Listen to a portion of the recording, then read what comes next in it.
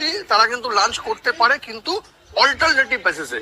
মানে টেবিলে যদি কোনো ব্যাংক আধিকারিক লাঞ্চ টাইমে যায়, তবে কিন্তু তার জায়গায় অন্য একজনকে বসিয়ে যাবে, যাতে ব্যাংকের কাজে কোনো রকম ডিস্টারবেন্স না হয়। কিন্তু অনেক সময় কিন্তু ব্যাংকে গিয়ে আমরা দেখি সেখানে কোনো ব্যক্তি নেই, আর তারা বলে এখন লাঞ্চ টাইম, আপনি আধা ঘন্টা 1 ঘন্টা পরে আসুন। তো এই নাম্বারটা কিন্তু সেই নাম্বার, এই নাম্বারে ফোন করেই কিন্তু সেই ব্যাংকের এগেনস্টে আপনারা কমপ্লেন রেজিস্টার করতে পারেন। আর ওই ওয়েবসাইটে গিয়েও কিন্তু আপনারা তার এগেনস্টে একদম ওয়েবসাইটটা কিন্তু একদম আপনাদের ফোনে সেভ, স্ক্রিনে দেওয়া ফোন নাম্বারটা আর এই ওয়েবসাইটটা কিন্তু একদম আপনাদের ফোনে সেভ করে নিন।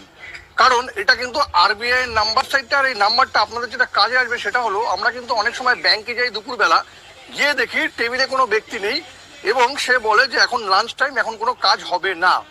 কিন্তু অ্যাজ পার আরবিআই গাইডলাইন কিন্তু ব্যাংকের কোনো লাঞ্চ